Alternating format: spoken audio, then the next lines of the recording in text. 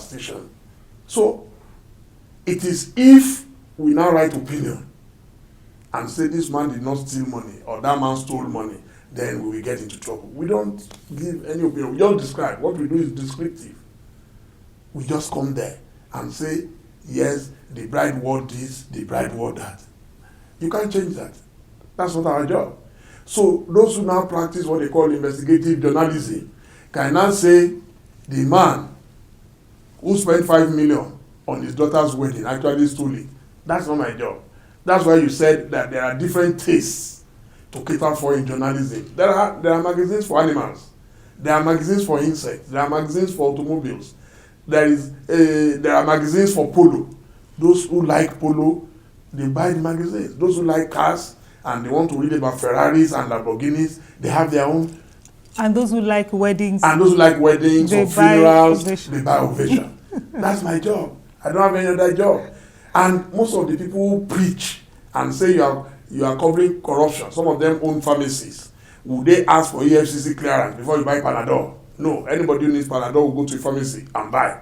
So that's how it is. Over 20 years, you were an associate of the late MKO Abiola, and you were involved in his struggle for the actualization of his mandate. With the benefit of hindsight, do you agree with those who say that MKO Abiola should not have declared himself president? No, I don't agree.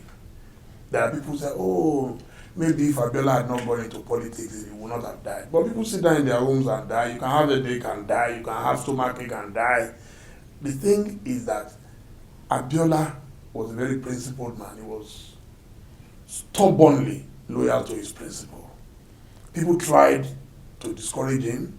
People wanted him to forget about his mandate. The Americans came. Dr. Kofi Annan came as Secretary General of the United Nations. Chief Emeka Anyaoku came as Secretary General of the Commonwealth at the time. And the man told them clearly that that mandate was freely given to him by Nigerians, and only Nigerians can take it away from him. If I were in his shoes, I'm sure I would have done exactly the same.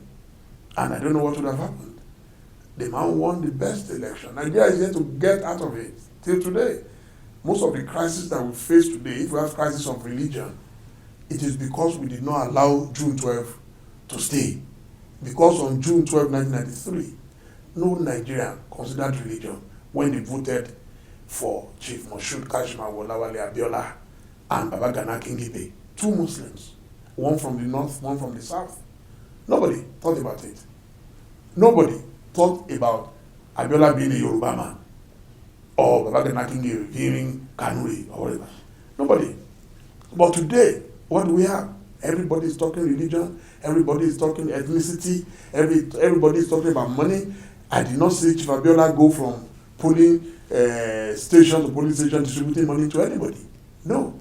People queued up and waited to count their votes. And the votes were declared until somewhere along the line, boom, the military said no. And we are paying dearly for it till today. And only God knows when we will get out of it. You paid some price yourself at the time. In the aftermath of those elections, you were accused of being an ADECO member, and you had to relocate abroad. Abacha has been dead a long time now.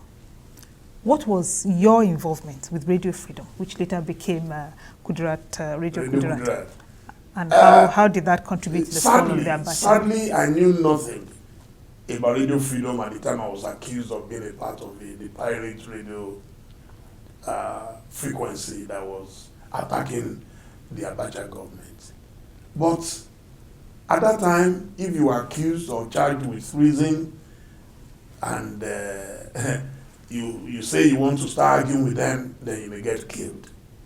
I managed to escape from Nigeria and, of course, landed eventually in London in July 1995. And it was when I got there that I investigated more about this radio, this mystery radio, you know. And since I was already in exile, forced against my will to leave outside Nigeria, I felt I should support the venture. and I did support. I ran most of the Yoruba programs. It was a very, very trying period for some of us. Our families suffered greatly. Our business suffered greatly.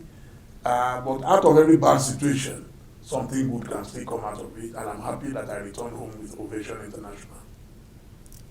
You know, you just mentioned now that you did what you needed to do. In other words, all is fair in love and war. Are the people behind the Radio Biafra justified? I don't know, but I don't condemn people. I actually wrote an article in which I pleaded with the government of President Muhammadu Buhari to actually set Kanu free, because it's very easy to turn a man into a martyr.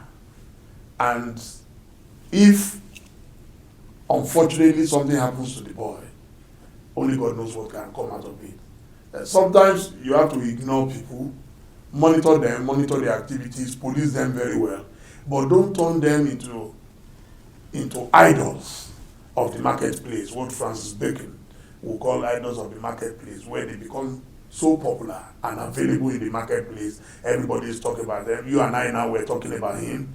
Ordinarily, nobody knew about this guy a few years back.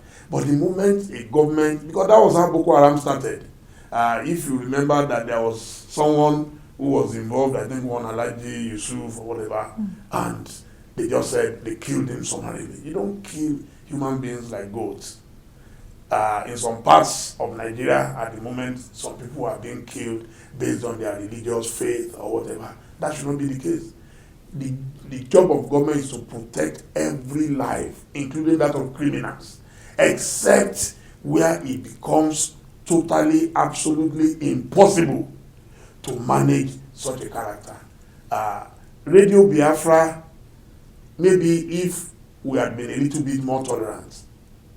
Is it because once you drag people underground, then you can't control them. If we were allowed to hear our opinion at that time, maybe we would have been a bit more controlled, because we would prefer that the radio was available to everybody. But when you drive it underground, then people can say all kinds of rubbish. On the internet, anybody can own a radio. In our own time, we didn't even have that. Now, today, if you say you want to drive anybody underground, then you'll be making a big mistake. Because anybody, if you kill one, they will start another one tomorrow. That's the power of technology.